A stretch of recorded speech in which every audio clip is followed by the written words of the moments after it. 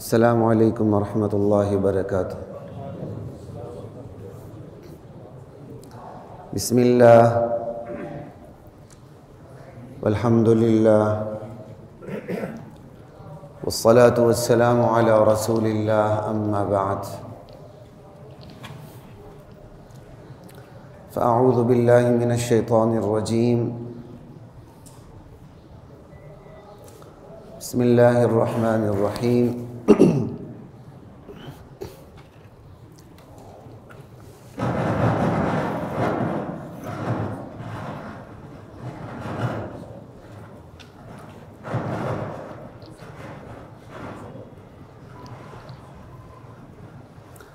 الحمد للہ رب العالمین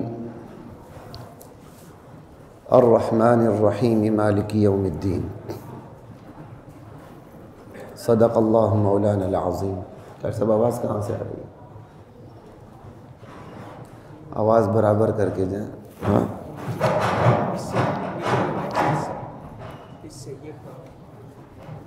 ڈاکٹر صاحب یار میں نے اس کو کہا بھی تھا اس کو چینج کروائیں۔ ایک منٹ اس کو یاد رکھ کے دیکھتے ہیں، اس کے بغیر کام چل جائے گا؟ یہ ساری آواز پیدا کر رہا ہے، یہ آواز پیدا کر رہا ہے۔ نہیں یہی تنگ کرتا ہے نا، اس کے ساتھ جب لگتا ہے تو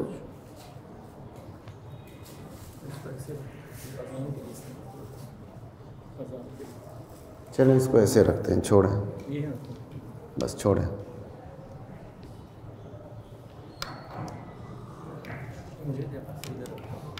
نہیں اس کا اس سے کوئی تعلق نہیں ہے تو پھر مجھے لگاتے کیوں نہیں؟ میرا کوئی میک اپ تھوڑی کرنا ہے۔ بسم اللہ الرحمن الرحیم۔ ویسے مولوی میک اپ کرواتے ہیں میڈیا پہ، بڑا شاندار میک اپ کرواتے ہیں، گال آگے آگے کر کے۔ ہر مسلک کے مولوی بڑے خود کفیل ہیں ماشاءاللہ۔ میک اپ کرنے والے دو ہی ہوتے ہیں، یا لڑکیاں ہوتی ہیں یا بیچ کی مخلوق ہوتی ہے۔ اللہ حفاظت فرمائے۔ اکا دکا کوئی نہیں کرواتا ہوگا، الحمدللہ میں انہی میں سے۔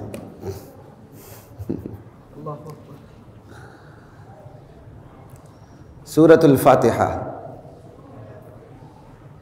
اس کا انتخاب اسی لیے کیا کہ ہمارے بہت سے نمازی رمضان کے نمازی ہوتے ہیں۔ رمضان کے بعد انہوں نے نظر نہیں آنا ہوتا، زندگی رہی تو انشاءاللہ پھر انہوں نے اگلے رمضان میں ہی زیارت کروانی ہوتی ہے اپنی۔ تو انتخاب سورۃ الفاتحہ کا کیا ہے۔ سورۃ الفاتحہ پورے قرآن کریم کی سمری ہے، اس کا خلاصہ ہے۔ وہ مضامین جو پورے قرآن کریم میں بیان ہوئے، اللہ کریم کا یہ اعجاز ہے کہ اس کا ذکر اشارتاً صراحتاً سورۃ فاتحہ میں موجود ہے۔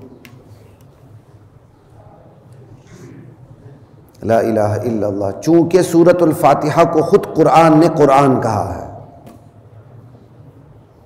اس لیے علماء نے پھر اس کی یہ قرآن پورا قرآن بنتا کیسے ہے، اپنی فقہی ذوق کے مطابق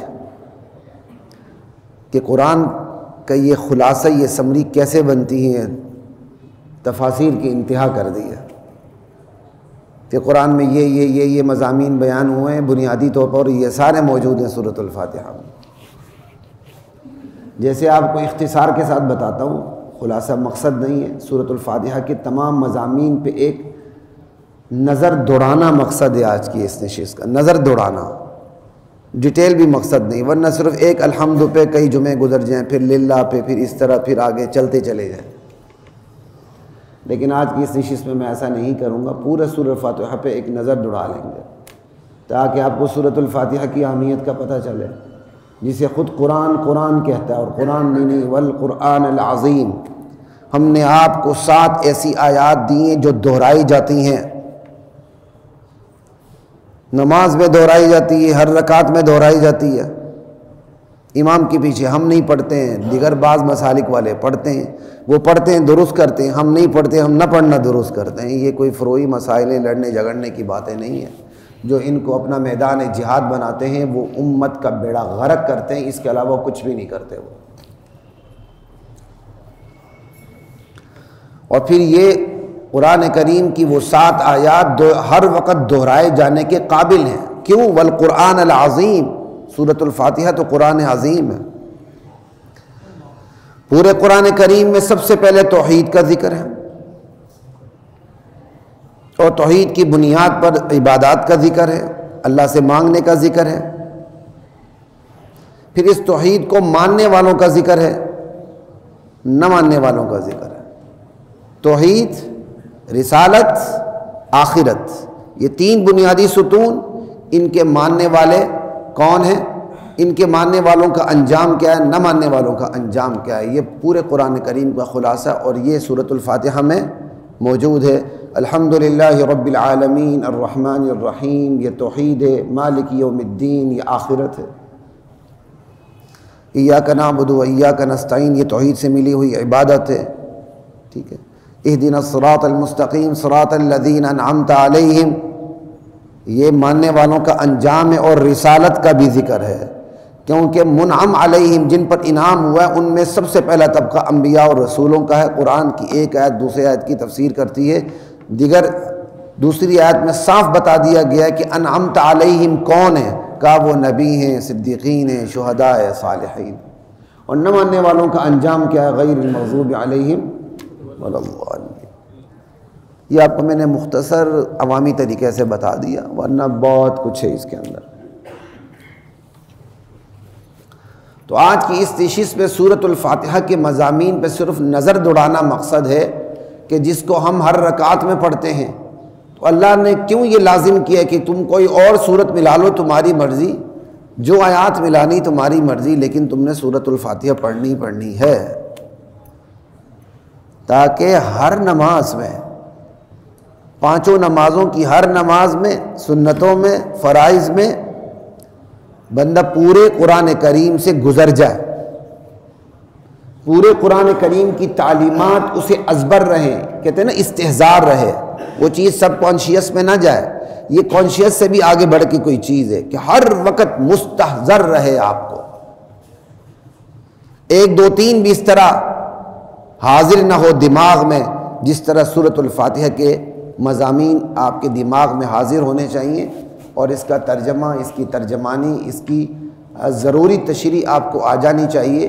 جب آپ نماز میں کھڑے ہوں اور پھر آپ کو سورۃ الفاتحہ کے مضامین کا پتہ ہو، تو بندہ نہ آخرت کا منکر ہو سکتا ہے، نہ وہ ملحد ہو سکتا ہے، نہ وہ مشرک ہو سکتا ہے، نہ وہ کسی کی جیب کاٹ سکتا ہے، نہ وہ اپنے بچوں کا پیٹ پالنے کے لیے یتیموں کے پیٹ کاٹے گا، ایسا نہیں ہو سکتا، کیونکہ مکافات عمل، جزا، سزا سب کچھ اس کے اندر ہے۔ جب وہ ایک پوری نظر دوڑائے گا اس کے اوپر سے، تو وہ کیسے بتکے گا، ڈی ٹریک ہوگا؟ نہیں ہوگا۔ تمہید اتنی کافی ہے۔ اب میں مضامین کا آغاز کرتا ہوں۔ الحمدللہ رب العالمین، تمام کی تمام تعریفیں، بلکہ تمام کہنا ہی نہیں چاہیے، یہ بھی ذرا تھوڑا سا کمزور ترجمہ ہے ہمارے اردو ترجموں میں جو تمام آتا ہے۔ اس تمام کا نتیجہ یہ ہوتا ہے کہ سوال پیدا ہوتا ہے، تعریف تو بندے کی بھی ہوتی ہے، پھر جواب دیتے ہیں بندے کو پیدا کرنے والا کون ہے؟ کہا خالق، تو کہا مخلوق کی تعریف بھی دراصل خالق کی تعریف ہے۔ بہت بڑی بلڈنگیں بنی ہوئی ہے، آپ کہتے ہیں یار کمال کا ڈیزائن ہے، دراصل آپ یہ کہہ کر اس ڈیزائنر کی بھی تعریف کر رہے ہوتے ہیں۔ تو مخلوق کی تعریف دراصل خالق کی تعریف ہے، لیکن کہنے کی ضرورت ہی نہیں، تمام کہنے کی ضرورت نہیں۔ اگر ہم کہیں تو اس طرح کہیں گے اردو میں، تعریف تو اللہ ہی کو جچتی ہے، بس۔ یہ تمام سے زیادہ مبالغہ ہے، تمام میں وہ چیز نہیں ہے جو صرف اس پہ ہے کہ تعریف تو جچتی ہی اللہ کو ہے۔ مخلوق کی جو تعریف ہوتی ہے وہ تو اللہ کی دین ہے، اللہ کسی کو قابل بنائے تو اس کی تعریف ہوگی، نہیں تو نہیں ہوگی۔ تعریف تو بس اللہ کو جچتی ہے کہ نہیں اس کے اندر کمال۔ اب اس کے اندر تعریف اللہ کو جچتی ہے تو اللہ کے لیے کیسی تعریف ہوگی؟ مخلوق والی۔ آپ باپ کی تعریف کرتے ہیں تو ماں کی والی تعریف تو باپ پہ تو فٹ نہیں کرتے ہیں نا۔ ماں کے ماں ہونے کے تقاضے کچھ اور ہیں۔ جب ماں کی تعریف کرتے ہیں تو اس کے سامنے اس نطفے کو لے کر 9 مہینے اس کو پالنا، پھر سینے سے لگانا، پھر گود میں لینا، پھر انگلی پکڑنا، پھر اسے لڑکپن بچپن لڑکپن میں لانا۔ جب آپ ماں کی تعریف کرتے ہیں تو ماں کی ساری خدمتیں آتی ہیں۔ باپ کی تعریف کرتے ہیں پورے گھر کو بسانا، اس کی کفالت کرنا، اس کے لیے شیلٹر بننا، زمانے کی گرم اور سرد ہواؤں سے اپنی فیملی کو بچا کے رکھنا۔ اسلام میں تو عورت عیش کرتی ہے اپنے گھر میں۔ یہ تو خواہ مخواہ ہائی کورٹ میں ذلیل ہو رہی ہیں اسٹیبلشمنٹ کی عورتیں، میں صاف کہتا ہوں۔ یہاں بیچاروں نے ایک کمرہ بنایا ہوا ہے، بچوں کو لے کر آ جاتی ہیں بیچاری، وہ دفتر کے کام کریں کہ یہاں سنبھالیں اپنے آپ کو، بچوں کو۔ یہ ظلم نہیں ہے؟ عورت کے حقوق کے نعرہ لگانے والے اپنا حشر یہ دیکھیں، وہ ماں دفتری ملازم بھی ہے اور وہ اپنی ممتا کے ہاتھوں مجبور ہے، اور بچوں کو ابھی بھی میں آ رہا تھا تو بیچاری باہر نہیں کر رہی تھی، 1-2 غالب ملازم ہی ہوں۔ اور اسلام میں تو عورت عیش کرتی ہے، گھر کی ملکہ ہوتی ہے۔ اس کو پتہ ہی نہیں ہے کہ مرد کن مشکلات سے گزرتا ہے، کن کٹھن مراحل سے گزرتا ہے، شام کو لا کے پھر روزی سامنے رکھ دیتا ہے، کس طرح وہ عزت کو بچا کے رکھتا ہے، کس طرح مرد عورت کے لیے قلعہ بنتا ہے، قلعہ۔ لا الہ الا اللہ واللہ اکبر۔ اور آج کے ناشکر بندے نے گاڑی پہ لکھا ہوتا ہے یہ سب میری ماں کی دعا ہے، باپ گیا کونے کھدرے میں، وہ کونے کھدرے میں بھی نہیں ہوتا۔ اور یہ ساری چیزیں کہاں سے آئیں؟ یورپ سے، کیونکہ یورپ والوں کا باپ نہیں ہوتا، ان بیچاروں کو اپنا باپ تلاش کرنا ہوتا ہے، ڈی این اے کر کون میرا باپ ہے۔ ایک کوئی مشہور گلوکارہ تھی یا اداکارہ تھی، اس کے باپ ہونے کے کئی دعوے دار کھڑے ہو گئے، اس کا کوئی بچہ ہوا تو اس کے بخال باپ ہونے کے کئی دعوے دار کھڑے ہو گئے، تو وہاں یہ چیز بری نہیں مانی جاتی۔ ہم ان سٹینڈرڈز کو اپنے ملک کے اندر لانا، اپنے ملک میں لانا چاہتے ہیں۔ خیر، بات کہاں سے کہاں چلی گئی؟ باپ کی تعریف باپ کو سامنے رکھ کے، ماں کی تعریف ماں کو سامنے رکھ کے، اولاد کی تعریف اولاد کو سامنے رکھ کے، اساتذہ کی تعریف استاد کو سامنے رکھ کے، تو اللہ کی تعریف اللہ کو سامنے رکھ کے۔ اب جو اللہ کی تعریف ہوگی وہ اللہ کے علاوہ کسی کو جچے گی نہیں، تو یہاں تعریف سے مراد ہی وہ تعریف ہے جو صرف ایک اللہ کو جچتی ہے، مخلوق کا اس میں کوئی حصہ نہیں۔ وہ میر تقی میر نے کہا تھا نا، باتیں ایسی نہ سنیے گا، جب سنیے گا تو دیر تلک سر دنیے گا۔ یہ چیزیں آپ کو بہت کم ملیں گی۔ میں اپنی تعریف نہیں کرتا ہوں، الحمدللہ اللہ کا شکر ادا کرتے ہوئے میں اپنے اساتذہ کی تعریف کرتا ہوں جنہوں نے یہ مغز ہمیں دیا، ورنہ یہ چیز آپ کو ہر جگہ سے نہیں ملتی۔ علماء میں بھی مختلف ہوتے ہیں نا، اسپیشلٹیز ہوتی ہیں، جیسے آپ لوگوں کی ہوتی ہیں۔ علماء میں بھی کوئی تفسیر میں ہے، کوئی حدیث میں، کوئی صرف میں، کوئی نحو میں، کوئی فقہ میں، کوئی اصول فقہ میں، 1000 شعبے ہیں۔ چونکہ وہ شعبہ یتیم ہے، پتہ ہی نہیں ہوتا۔ یہ لوگ سمجھتے ہیں کہ پتہ نہیں کس طرح مولوی روٹیاں توڑ کے آگے بیٹھ جاتے ہیں۔ میں کل بھی کسی سے کہہ رہا تھا، یہاں تراویح کے بعد وہ نظام جو مدارس میں پڑھنے کا رائج ہے، خدا کی قسم وہ ہماری دنیا کی جامعات میں آ جائے نا تو یہاں سائنسدان پیدا ہو۔ ہماری جامعات سائنسدان پیدا کرنے کے لیے نہیں، معذرت کے ساتھ، نہ ہم پیدا کریں گے، نہ وہ ہمارا کام ہے۔ ہم نے جو اپنے کام ذمہ لیا ہے وہ اس علم کا لیا ہے جو نبی کے سینے پر نازل ہوا ہے، اس کے متعلق ہم سے پوچھئے گا۔ اس میں کوئی کمی ہے ہم ذمہ دار ہیں۔ ہم تو پوری دنیا کو اپنے بندے سپلائی کرتے ہیں، اور وہاں پریورٹی کیا دی جاتی؟ پاکستان کے مدارس کے پڑھے ہوئے آ جاؤ، اور یہاں پریورٹی کیا ہوتی ہے؟ میری بھی پروفیسرشپ رہی ہے، فارن کوالیفائڈ ٹیچرز۔ یہاں آپ کے تو کسی یونیورسٹی کو کسی کھاتے میں نہیں لایا جاتا، آپ کی یونیورسٹیوں میں لکھا ہوتا ہے فارن کوالیفائڈ ٹیچرز پڑھاتے ہیں یہاں۔ وہ بتاتے ہیں پاکستانی یونیورسٹی اس قابل نہیں ہے کہ اس کے یہاں کے پڑھنے والے کو ٹیچر لگایا جائے، اگر ہم نے لگایا تو مجبور ہو کے لگایا، اس سے اچھا کوئی فارن کوالیفائڈ ملے گا، ہم اس سے فلائنگ کک لگائیں گے، کک آؤٹ کریں گے۔ آپ آیا ہمارے نظام میں؟ اگر آپ کو نظر ہی نہیں آتا، وہ ختم کھانے والے چند بچے نظر آتے ہیں جو کیلے مارٹے لے کر دائیں بائیں رال بہاتے رہتے ہیں، تو یہ پھر آپ کی غلطی ہے، اپنی عقل کا ماتم آپ خود کریں، ہم سے نہ کہیں۔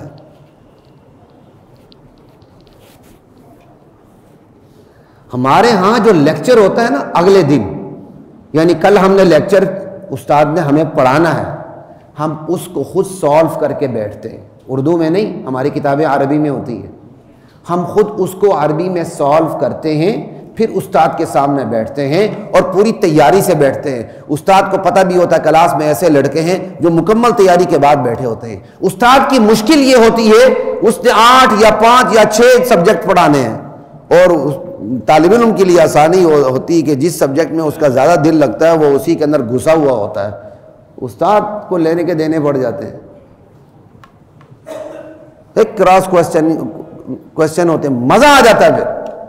اور یہاں ہم نے بھی یونیورسٹیوں میں پڑھایا، ہوتا کیا ہے، نوٹس ہاتھ میں دیتے ہیں، یہ تیار کر لو، 5 سالہ پیپر، تو پھر تو 5 سالہ پیپر ہے نا، A+ آ ہی جاتا ہے پھر نوٹس۔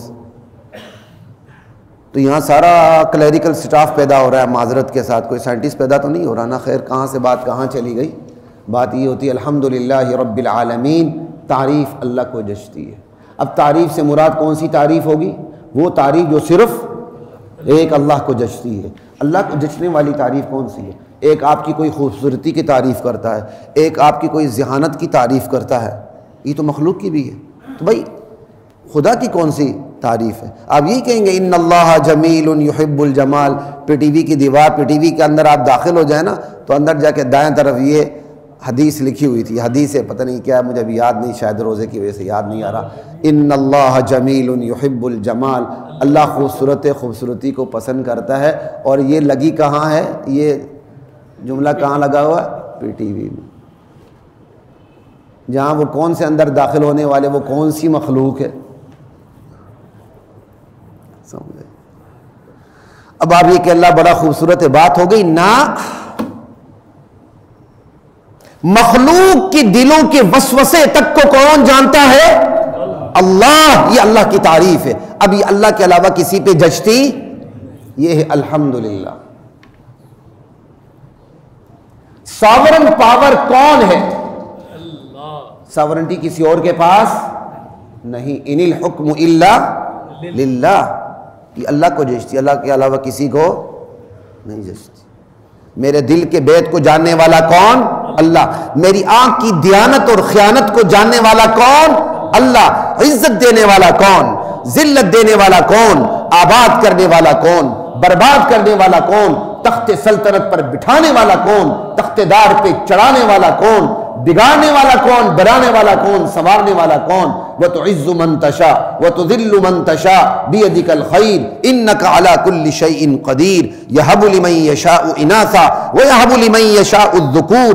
اللہ اپنی شان بیان کرتے ہیں، میری شان یہ ہے میں جس کو چاہوں بیٹیاں ہی بیٹیاں دے دوں، وَيَهَبُ لِمَن يَشَاءُ الذُّكُورَ، جس کو چاہوں میں بیٹے ہی بیٹے دے دوں، أَوْ يُزَوِّجُهُمْ ذُكْرَانًا وَإِنَاثًا، میں جس کو چاہوں بیٹے بھی دے دوں بیٹی بھی دے دوں، وَيَجْعَلُ مَن يَشَاءُ عَقِيمًا، جس کو چاہوں بانجھ بنا کے دوں، نہ بیٹا دوں نہ بیٹی دوں، کیوں؟ إِنَّهُ عَلِيمٌ، جانتا میں ہوں کسے دینا کسے نہیں دینا، قدیر، قدرت میری ہے، میں دینے پہ آؤں کوئی روک نہیں سکتا، میں نہ دینے پہ آؤں کوئی لے نہیں سکتا۔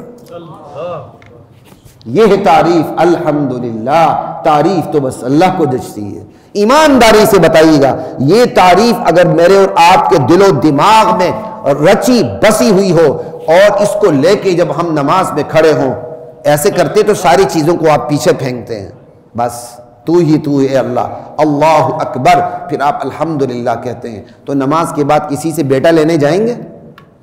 کسی سے بیٹی لینی جائیں گے؟ کوئی وزارت لینے کے لیے تعویذ گنڈے لیں گے؟ کسی سے ڈنڈے کھائیں گے؟ کسی ناپاک کے پاس جا کر انعامی بانڈز کے نمبر لینے کی کوشش کریں گے؟ کوئی انگوٹھی ہاتھ میں پہن کے اس انگوٹھی کے نگینے کو آپ اپنی تقدیر کا مالک سمجھیں گے؟ ارے یہ پتھر یہ ہماری خدمت کے لیے، یہ پوری کائنات اللہ نے میری اور آپ کی نوکر بنا کے پیدا کیا ہے، اور مجھے اور آپ کو اپنے نوکر بنا کے پیدا کیا، اور پوری کائنات جس کے لیے نوکر بنی وہ کائنات کا نوکر بن رہا ہے۔ جی عقیق پہنو تو فلاں پہنو تو ٹمکانہ پہنو تو شمکانہ پہنو، تمہاری تقدیر بدل جائے گی۔ انا للہ و انا الیہ راجعون۔ پھر تو ہندو بہت اچھے ہیں، آپ نے چھوٹی سی انگوٹھی پہنی ہوئی ہے، اسی کو لے کر آپ استنجا میں بھی استعمال کرتے ہیں۔ ہندو تو پھر بہت اچھا ہے، اس نے بت کو بڑی عزت دے کے رکھا ہوا ہے مندر میں، آپ لے جاتے ہیں ٹوائلٹ میں۔ اور جب کبھی میں یونیورسٹی پڑھایا کرتا تھا، جایا کرتا تھا اس سائڈ پہ، جوہر ٹاؤن کی سائڈ پہ، تو نہر کی سائڈ پہ یا کہیں کسی روڈ پہ لکھا ہوتا تھا یہ مشتری کا وقت ہے، یا کوئی اپنی وہ کیا پلیٹ بنوائیں، پتہ نہیں کیا بنوائیں، اندازہ کر لیں۔ وہ کہنے والا خود اتنا محتاج ہے کہ بورڈ لگا رہا ہے تاکہ اس کی کمائی ہو۔ یار تو اتنا ہی جانتا ہے تو زمین کے خزانے سارے تیرے ہیں، اٹھا لے۔ یہ لوگ اگر اتنا ہی جانتے ہیں تو ساری ISI ختم کر دیں، IB ختم کر دیں، MI ختم کر دیں، اس ملک کی 20-25 جو ایجنسیز ہیں وہ ختم کر دیں، سب پہ ان کھڑتوتوں کو بٹھا دیں، یہ اسرائیل تک کے ساری جدید ٹیکنالوجی کے راز آپ کو دے دے، بناتے چلے جائیں۔ یہ تو افغان جہاد کی برکت تھی کہ امریکن ٹیکنالوجی کو آپ نے کاپی کر کے پتہ نہیں کیا کچھ نہیں بنا لیا۔ جو امداد آئی آپ کے باڑے سے گزری، آپ نے اس کو کاپی پیسٹ کر کے سکین کر کے اپنے پاس رکھ لیا، آگے ٹرانسفر کر دی۔ پوری امریکن ٹیکنالوجی افغان جہاد کی برکت سے پاکستان کے ہاتھ آئی ہے اور چائنا کے ہاتھ لگی ہے۔ پھر بھی کوئی افغان جہاد پہ بک بک کرے تو ہم کیا کریں؟ آپ کی ایسائی بنی افغان جہاد کی وجہ سے، آپ کی فوج بنی افغان جہاد کی وجہ سے، آپ اٹامک پاور بنے۔ امریکہ کو پتہ نہیں تھا کہ آپ ایٹم بم بنا رہے ہیں؟ وہ ضیاءالحق کے انٹرویو آپ کو یاد نہیں ہے؟ لیکن وہ مجبور تھے افغان جہاد سے، آپ نے اس کو چھتری بنایا اور ایٹم بم بناتے چلے گئے۔ چاغی پہاڑ بھی اسی وقت کھود کے آپ نے رکھ دیے، ادھر دھماکہ ادھر آپ نے دھماکہ کر دیا، ورنہ آپ کا دھماکہ ہو جاتا۔ لا الہ الا اللہ۔ تو بات کہاں سے کہاں چلی گئی؟ ہم نے مخلوق کے ہاتھ میں دے دیا ہوا ہے۔ 65 کی جنگ ہوئی، فلاں نے لاہور کو بچایا، تو یار وہ فلسطین کو کیوں نہیں بچا رہے ہیں؟ ہم بغیرت تو مسلح میں بیٹھ کر صرف روتے ہیں اور کچھ بھی نہیں کر سکتے ہیں۔ ہمارے حکمران ہم سے زیادہ بغیرت ہیں، نہ جو شاہین چلاتے نہ غوری چلاتے ہیں، پتہ نہیں وہ میزائل انہوں نے کن چیزوں کے لیے رکھے ہوئے ہیں۔ چلیں کوئی پالیسی ہوتی ہے، ہم یہ نہیں کہتے فوراً ہی کچھ کریں، لیکن ایک پالیسی کی بات ہے۔ وہ کیسے دندنا رہا ہے لاہور سے چھوٹا اسرائیل، تو چلیں جی کچھ بھی نہ کریں، انہی کو لا کے بٹھا دیں۔ جو لوگ 65 کی جنگ میں اپنے دامن میں بم لے کر ایسے راوی میں پھینکتے تھے، تو وہ ذرا جا کے فلسطین کے معاملے میں بھی ساتھ دیں نا۔ یہ شرک مسلمانوں کے اندر گھس گیا ہے مصیبت، اور گھس کے اس سے صرف مسلمانوں کو شناختی کارڈ کا مسلمان رہنے دیا، اندر سے کھوکھلا کر دیا، کھوکھلا۔ ہم عاملوں سے جا کر غیب کی باتیں پوچھتے ہیں، اس سے بڑا کوئی زوال ہے؟ غیب کی باتیں ہم عاملوں سے پوچھتے ہیں، کاہنوں سے پوچھتے ہیں۔ فٹ پاتھ پہ ٹھوکر کھانے والا، تقدیر کی ٹھوکریں جس کو لگی ہوئی ہیں فٹ پاتھیا، اس سے جا کر ہم غیب کی خبریں پوچھتے ہیں۔ اس سے تو چھوڑو، اس نے جو ایک طوطا رکھا ہوا تھا، خیر طوطے تو اب کافی مہنگے ہو گئے، شاید اس لیے نظر نہیں آ رہے، انہیں طوطا رکھا ہوتا ہے، طوطا ہی ناولی فعال نکالنا۔ انا للہ و انا الیہ راجعون۔ قرآن کو بھی اس فعال کے لیے استعمال کرنا۔ قرآن کھولیں جی، یہ آ گیا، یہ ہو گیا۔ یہ مسلمان جنہیں دیکھ کے شرمائیں یہود۔ آج بھی سب سے بڑی بیماری مسلمانوں کے اندر بد عقیدگی اور بد نظریے کی ہے، کل بھی یہی بیماری تھی، اور امت کی سب سے بڑی بیماری اسی کفر کی ہے، شرک کی ہے، بد عقیدگی کی ہے، اور ان کے خلاف کام انبیاء کی میراث ہے۔ یہ ہم وقتی کام ہے، کہتے ہیں نا جی عدالت سے دائمی آرڈر لے لیں، یہ خدا کا دائمی آرڈر آیا ہوا ہے۔ خدا کو پتہ ہے شیطان نے شارٹ کٹ استعمال کرنا ہے، اس نے اخلاقیات پر اتنا حملہ نہیں کرنا جتنا نظریات پہ کرنا ہے، کیونکہ اخلاقیات پہ جتنا مرضی حملہ کر لے، ایک نہ ایک دن اس کی معافی تلافی ہو ہی جائے گی، قصہ ختم ہو ہی جائے گا، بندہ اپنی سزا بھگت لے گا، لیکن اگر نظریات پہ وہ حملہ کر دے تو پھر تو معافی تلافی ہے ہی نہیں ہے۔ ما يكون من نجوى ثلاثة إلا هو رابعهم ولا خمسة إلا هو سادسهم ولا أدنى من ذلك ولا أكثر إلا هو معهم أينما كانوا۔ کس شان سے اللہ تعالیٰ اپنا تعارف کروا رہے ہیں، اپنی تعریف کر رہے ہیں۔ ہم اپنی تعریف نہیں کر سکتے، ہم صرف اپنا تعارف کروا سکتے ہیں۔ اللہ اپنا تعارف بھی کرواتا ہے، اللہ اپنی تعریف بھی کرتا ہے۔ أَلَمْ تَرَ أَنَّ اللَّهَ يَعْلَمُ مَا فِي السَّمَاوَاتِ وَمَا فِي الْأَرْضِ، کیا تم جانتے نہیں ہو، کیا تمہیں پتہ نہیں ہے کہ جو کچھ آسمان و زمین میں ہے اسے اللہ ہی جانتا ہے۔ اب جس شان سے اللہ کہہ رہا ہے، یہ شان اگر آپ کسی اور کو دے دیں، اللہ اللہ رہا، آپ شریکہ برداشت نہیں کرتے، اللہ شریکہ برداشت کرے گا۔ اللہ کہتے ہیں ما یکون من نجوى ثلاثة الا هو رابعهم، تین سرگوشی کر رہے ہوتے ہیں، چوتھا میں ہوتا ہوں۔ ولا خمسة الا هو سادسهم، پانچ سرگوشی کر رہے ہوتے ہیں، چھٹا میں ہوتا ہوں۔ ولا ادنى من ذلك ولا اکثر، کم یا زیادہ میں تمہارے ساتھ ہوتا ہوں، تم جہاں بھی ہو۔ اور یہاں لوگوں نے عقیدہ رکھا ہوتا ہے نعوذ باللہ نعوذ باللہ، جس کے ہاتھ میں نے ہاتھ دے دیا، بیعت کر لی ہے نا، اس کو تو میرے بسترے کی تمام کارروائیوں کا پتہ ہوتا ہے۔ انا للہ و انا الیہ راجعون۔ کل پرسوں ایک کلپ میری نظر سے گزرا، ایک شخص اپنے پیر صاحب کی، حالانکہ میں پیروں کا منکر نہیں ہوں، خود الحمدللہ پیروں کے خاندان سے تعلق رکھتا ہوں، بار بار اس لیے کہتا ہوں لوگ مجھے تصوف کا یا پیر کا دشمن نہ سمجھیں، لیکن جو پیر کے لباس میں بہروپی ہے وہ غلط ہے۔ پیر صحیح ہے، اصلی نوٹ کے اندر جعلی نوٹ گھس آتا ہے، اس کو نکالنا آپ کی ذمہ داری ہے۔ میں کیا بات کر رہا تھا ابھی، ایک ویڈیو کلپ میری نظر سے گزرا، اس نے کہا پیر صاحب تقدیر میں لکھے ہوئے کو بدل دیتے ہیں۔ تقدیر، اب تو یہ کام آسان ہے، آپ ویڈیو سنے آپ حیران ہو، تقدیر میں لکھے ہوئے کو بدل سکتے ہیں۔ یہ حالت ہے، کہاں جائیں گے آپ، کس کس چیز کا ماتم کریں گے آپ؟ جس شان سے اللہ اپنا تعارف کروا رہا ہے، بھائی وہ تعارف پھر صرف اللہ ہی کو جچتا ہے۔ یہ ہے الحمدللہ، تعریف تو بس اللہ کو جچتی ہے، تو تمام کہنے کی ضرورت ہی نہیں۔ تو کیوں بھائی اللہ کو کیوں جچتی ہے؟ یہ دعویٰ بھی ہے، دلیل بھی ہے۔ یہ ایک عجیب جملہ ہے الحمدللہ، یہ دعویٰ بھی ہے، مدعی کا دعویٰ بھی ہے، دلیل بھی ہے۔ للہ اس کی دلیل ہے، تعریف اللہ ہی کو جچتی ہے۔ کیوں؟ اس لیے کہ وہ اللہ ہے، کیونکہ وہ اللہ ہے اس لیے تعریف بس اللہ کو جچتی ہے۔ بھائی اللہ کسے کہتے ہیں؟ هو الذات الواجب الوجود، وہ ذات جس کا ہونا ضروری، نہ ہونا ناممکن، المستجمع لجمیع صفات الکمال، جس کے اندر وہ تمام خوبیاں صفات جمع ہیں جو اس کے اندر جمع ہونی چاہیے۔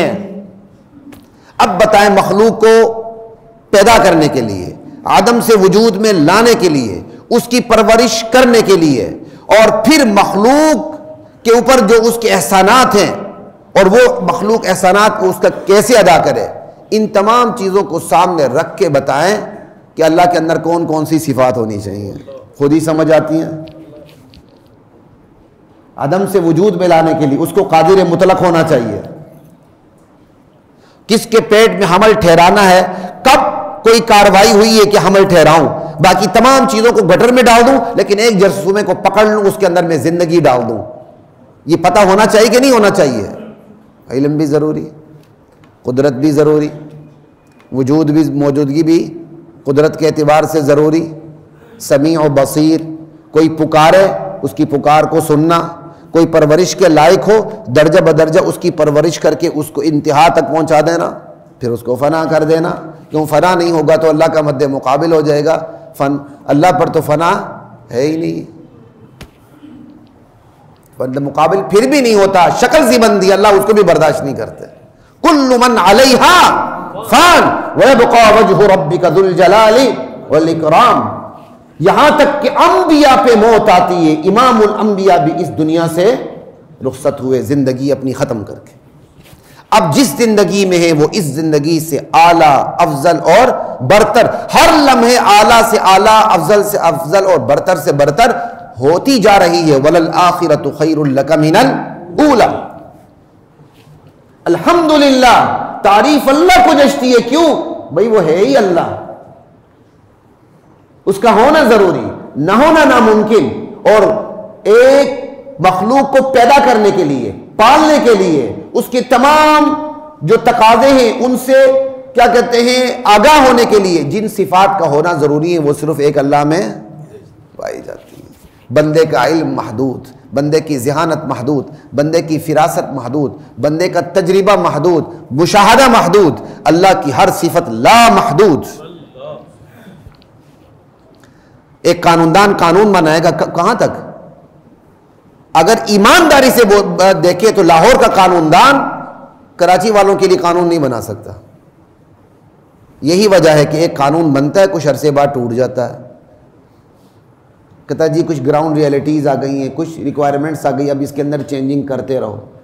تو خود ساختہ جو قوانین ہوتے ہیں انسانی ساختہ، وہ تبدیل ہوتے رہتے ہیں۔ کیوں؟ انسان کا علم محدود، اس کی ہر چیز محدود، اور خدا کا علم لا محدود، خدا کا مشاہدہ لا محدود، خدا کی فراست لا محدود۔ وہ اس نے ایسا لازوال علم اوپر سے قانون کی صورت میں نازل کر دیا ہے، دستور زندگی کی صورت میں، دنیا اوپر سے نیچے ہو جائے قیامت تک اس کے اندر کوئی تبدیلی نہیں ہے۔ اس کے دیے ہوئے اصول کی روشنی میں قیامت تک کی زندگی گزاری جا سکتی ہے، بلکہ جنت کی بھی زندگی گزاری جا سکتی ہے۔ اس سے بڑا معجزہ کیا ہو، اس سے بڑی تعریف اللہ کی کیا ہو؟ الحمدللہ۔ یہ تو للہ ایک دلیل ہو گئی کہ تعریف اللہ کو جچتی ہے۔ دوسری دلیل تعریف اللہ کو جچتی کہ وہ رب العالمین، وہ پالنہار ہے کائنات کا۔ رب اس کو نہیں کہتے ہیں جو پرورش کرے، بس یہ بڑا محدود ترجمہ ہے۔ رب کہتے ہیں جس مخلوق کو جس حالت میں، جس وقت میں، جس چیز کی جتنی ضرورت ہو اس حالت میں، اس وقت میں اتنی ہی پرووائڈ کرنے کا نام ربوبیت ہے، اور یہ صرف ایک اللہ کا کام ہے۔ آپ ماں کو دیکھ لیں، بچہ ماں کے پیٹ کے اندر ہوتا ہے، ماں بے سکون رہتی ہے، کس طرح اس کی حفاظت کرتی ہے۔ وہ پیٹ سے بچہ باہر آ جاتا ہے اور بے سکون ہو جاتی ہے، کس طرح ماں کی ممتا تڑپتی ہے اپنے بچے کے لیے۔ پھر آہستہ آہستہ بچہ اپنی محتاجی سے باہر نکلتا ہے، جس طرح محتاجی سے باہر نکلتا ہے یوں اللہ تعالیٰ ماں کے اندر بے نیازی ڈالتے جاتے ہیں۔ یہ پرورش ہے۔ پہلے دن جو ماں کے اندر بے نیازی آ ہی نہیں سکتی، وہ سوتی بھی ہے تو اس طرح سوتی کہیں میرے بوجھ سے بچہ دب نہ جائے۔ وہ خود بچے کی پیشاب کیے ہوئے بستر، گیلے بستر میں رات گزار کے سکھ محسوس کرتی ہے، لیکن اپنے بچے کو دکھ اتنا بھی دینا نہیں چاہتی اور نہ دیتی ہے، ٹھیک؟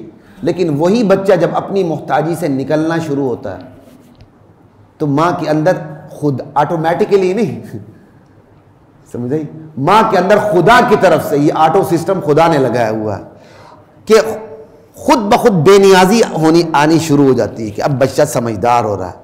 پھر بچہ اتنا سمجھدار ہو جاتا ہے کہ ماں بالکل بے نیاز ہو جاتی ہے۔ پھر وہ وقت آتا ہے کہ ماں ڈیپینڈنٹ ہو جاتی ہے بچے کے اوپر، اب وہ بچہ پھر اپنی ماں کو سنبھالتا ہے۔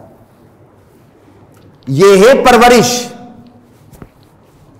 آپ کے ہائی کورٹ میں بھی بڑی بلیاں ہیں، بڑا مشاہدہ ہوتا ہے یہاں۔ آپ کی دکان پہ جب کسی دور میں وہ سائڈ پہ تھی وہ بک شاپ، انہوں نے وہ بچے، وہ اب تک مجھے یاد ہے بلی نے بچے دیے تھے، انہوں نے بڑے سنبھال کے رکھے ہوئے تھے ماشاءاللہ۔ یہ بھی خدا کی طرف سے عطا ہوتی ہے کہ بندہ مخلوق پہ ترس کھائے۔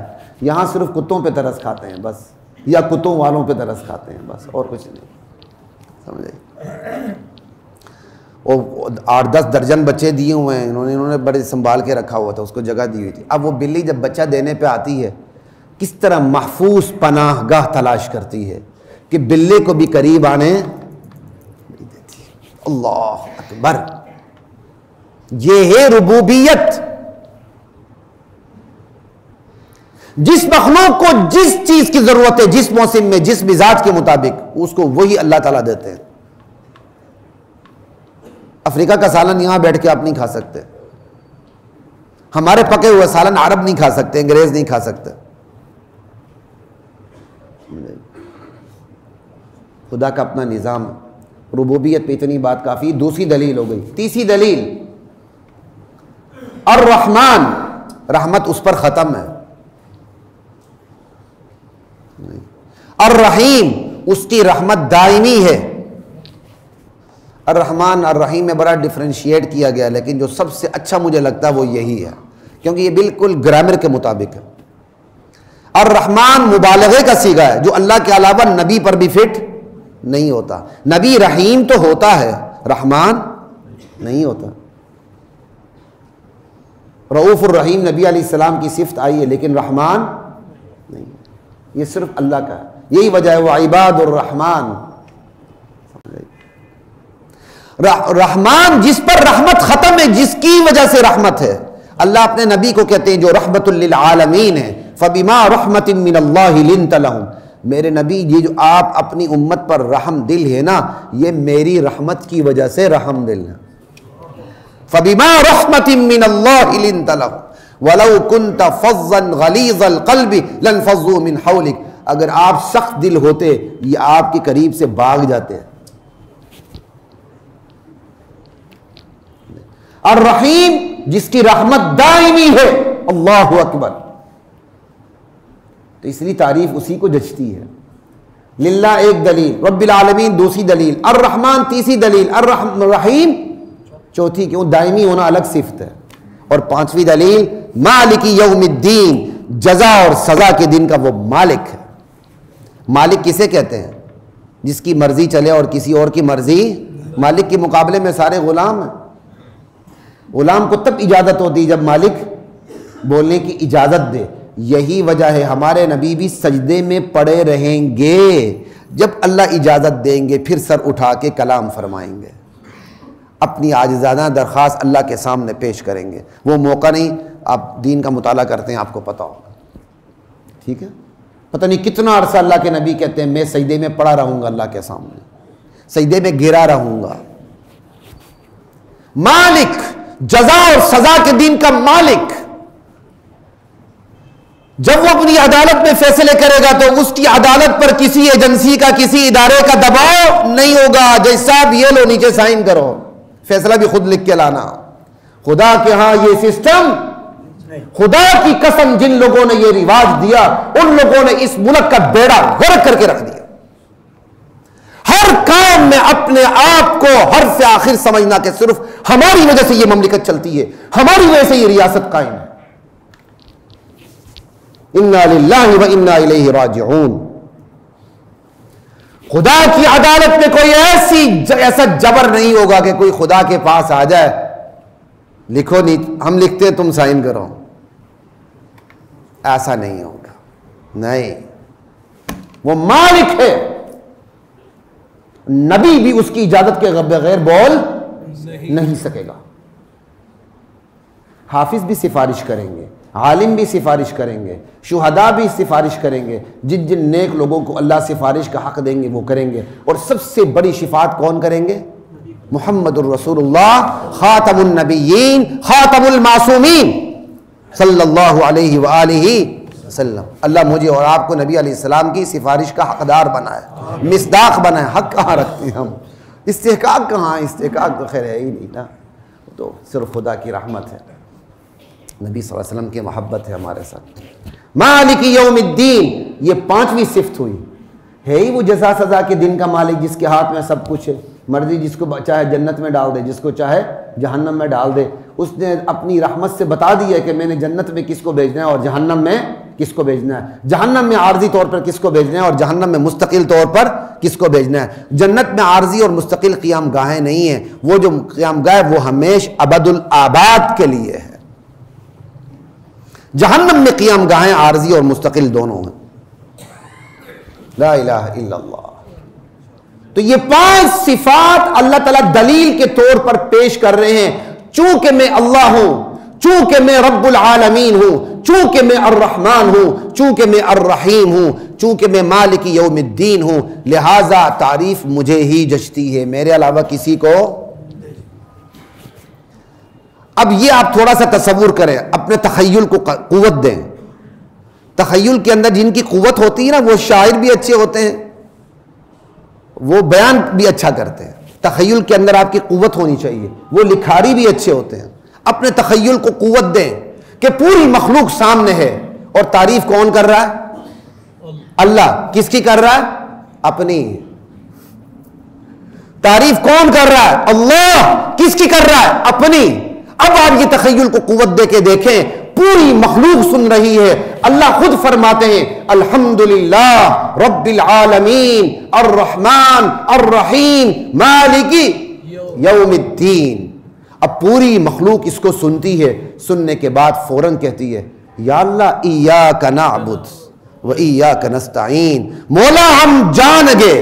مولا جاننے کے بعد مان گئے تعریف کا مستحق تو ہی ہے, اسی لیے عبادت تیری ہی کرتے, تیرے علاوہ کسی کی نہیں کرتے, اور اسی لیے مدد بھی تجھ سے ہی چاہتے ہیں. کیوں؟ قادر مطلق تو, علام الغیوب تو, اور ان بطش ربک لشدید تو, عزیز ذو انتقام بھی تو مانگتے بھی تجھ سے, تیرے علاوہ. اب اگر آپ اس تخیل کو قوت دیں گے نا تو سورۃ الفاتحہ کے اندر مزہ آ جاتا ہے. اگر تھوڑی سی میں گرامیٹیکلی بات کر لوں, وقت نہیں ہے تو چلو آپ کو بتا بھی دیتا ہوں کہ میں نے یہ تخیل کی قوت کی بات کیوں کی. الحمدللہ آپ سمجھے گویا یہ غائب کے صیغے ہیں, الرحمن الرحیم مالک یوم الدین. فوراً جب ایاک نعبد آتا ہے تو مخاطب کا صیغہ آ جاتا ہے, مخاطب کا. یا اللہ ہم تیری ہی عبادت کرتے ہیں. تو اس سے پہلے تو مخاطب کا صیغہ ہے ہی نہیں ہے. سمجھائی؟ تو بہت سے مفسرین یہاں پریشان ہو جاتے ہیں. یہ الحمدللہ سے پہلے قولو لگا دو, یعنی قولو قرآن میں اضافہ نہیں کرنا. یعنی جیسے ایک چیز ہڈن ہوتی ہے, بھائی کہہ دو الحمدللہ. الحمدللہ میں کہتا ہوں, قولو شولو کی ضرورت ہی نہیں ہے. یہ تعریف بندہ نہیں کر رہا, یہ تعریف اللہ خود ہی کر رہا ہے, اور خدا اپنی تعریف کرے یہ اس کے لیے حق ہے. خدا خود اپنی تعریف کرتا ہے. تو تخیل کو قوت دے کے دیکھیں کہ پورا میدان حشر سمجھیں یا دنیا کا میزان سمجھیں. آدم علیہ السلام سے لے کر آخر آدم ذات تک پوری مخلوق اللہ کے سامنے ہے. شجر حجر مدر جانور حیوانات سب کچھ وہاں موجود ہے, انسان سمیت. اور اللہ تعالیٰ کہہ رہے ہیں الحمدللہ رب العالمین الرحمن الرحیم مالک یوم الدین. اور پھر وہ حقیقت مخلوق کے دل میں گھر کر جاتی ہے, وہ بے اختیار پکار اٹھتی ہے, مولا تیری بات ہم نے سن لی, جان لی اور مان لیا, اسی وجہ سے عبادت تیری کرتے ہیں, تیرے علاوہ کسی کی نہیں کرتے. مدد تجھ سے چاہتے ہیں, تیرے علاوہ کسی سے مدد نہیں چاہتے. یہ اصل ترجمہ کر رہا ہوں آپ کو. یہی وجہ آپ ترجموں میں دیکھتے ہیں ہم تیری ہی عبادت کرتے ہیں. یہی اس لیے لایا جاتا ہے ایاک نعبد. دراصل دو جملے ہیں, ایک نہیں ہے. یہ عربی زبان کی فصاحت و بلاغت ہے کہ جو فعل فاعل مفعول کی ترتیب ہے. انگلش میں ہوتا ہے نا, ورب ہے, سبجیکٹ ہے, آبجیکٹ ہے, ٹھیک ہے, فعل فاعل مفعول, یہ ایک ترتیب ہوتی ہے عربی زبان میں. فعل فاعل مفعول, یہ ترتیب ذرا الٹ جائے, ایک جملہ ہوتے ہوئے دو جملے بن جاتا ہے. ایاک نعبد اصل میں تھا نعبدو کا, اور ایاک نستعین اصل میں تھا نستعینو کا. جیسے ہم دعائے قنوت میں پڑھتے ہیں اللہم انا نستعینو کا. یہ نستعینو کا کی جو کاف ہے نا یہ مفعول ہے, اور انگلش گرامر میں اس کو آبجیکٹ کہتے ہیں. اس آبجیکٹ کو آپ کاف کو نستعین سے پہلے لے آئیں, جیسے پہلے لے آئیں گے یہ کاف ایا کی شکل میں تبدیل ہو جائے گا. اب نستعینو کاف پہلے لے آئے تو ایاک نستعین ہو جائے گا. اسی طرح نعبدو کا کہ کاف کو نعبدو سے پہلے لے آئیں ایاک نعبد. سمجھ آ گئی؟ تو اب ایاک نعبد کا ترجمہ کیا ہوگا؟ تیری ہی عبادت کر رہے, تیرے سوا کسی کی. اس کو ہم اپنی زبان میں کہتے ہیں حصر پیدا ہو گیا ہے. اگر ہم نے اردو میں سمجھاؤں تو ایک جملے میں دو جملے پیدا ہو گئے. یا اللہ تیری ہی عبادت کرتے, تیرے سوا کسی کی نہیں کرتے. تجھ سے ہی مدد چاہتے, تیرے سوا کسی سے مدد نہیں چاہتے. اہدنا الصراط المستقیم. مولا تیری اپنی زبان سے, تجھ سے, تیری تعریف سن کے, تیرے کلام سے تیری تعریف پڑھ کے سن کے ہم ہدایت پہ آ چکے ہیں. اب تیری ہی عبادت کرتے ہیں, تجھ سے ہی مدد چاہتے ہیں. لہٰذا یا اللہ اس عبادت پہ ہمیں برقرار رکھ, اس ہدایت پہ ہمیں جما دے, اور مزید ہدایت پہ ہمیں ترقی عطا فرما. اہدنا الصراط المستقیم صراط الذین انعمت علیہم. اور راستہ بھی کن کا؟